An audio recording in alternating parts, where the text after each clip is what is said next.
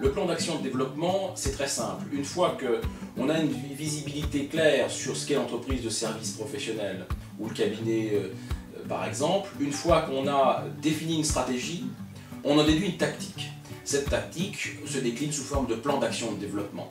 Donc ça intègre trois métiers, le marketing, la communication et la vente. Et en réalité, nous avons pléthore d'outils que l'on peut mettre en place, y compris pour les entreprises qui sont soumises à une déontologie assez forte et qui doivent respecter un code. Il y a tout à fait la possibilité de mettre en place des outils. Par exemple, en matière de marketing, on peut décider de fabriquer des offres, de packager des offres, ça ne pose pas de problème en matière de déontologie, mais c'est toujours un peu difficile pour des gens qui sont experts que de circonscrire comme ça une offre. Il faut se poser les bonnes questions. En matière de communication, il y a énormément de choses qui peuvent être faites. On peut par exemple monter un club client avec des gens qui sont d'un secteur donné sur lequel on souhaite se positionner sur le plan stratégique et que l'on ferait se rencontrer en tant qu'animateur tous les 3 mois par exemple pour animer entre guillemets cette communauté, ce club client tout au long de l'année et devenir au sein de cette communauté quelqu'un de relativement incontournable.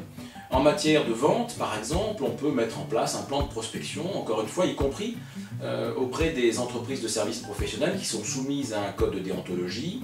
Et dans ce cas précis, il ne s'agit pas de solliciter les gens, simplement, pour les gens que nous connaissons déjà, avec lesquels nous avons déjà des contacts, eh bien, savoir qui l'on doit rencontrer, qui à l'intérieur de l'entreprise est supposé faire cette rencontre, quand cette rencontre doit avoir lieu, quel sera le sujet traité, et puis, in fine, faire un bilan sur la rencontre en question, les difficultés rencontrées, le résultat obtenu. Voilà pour le plan de développement. L'idée, c'est que ce plan de développement soit le plus précis possible, le plus quantifié possible, même si on a aussi des éléments qualitatifs, il faut véritablement faire un effort pour que les aspects quantitatifs ressortent, et fasse l'objet d'une mesure des résultats régulière.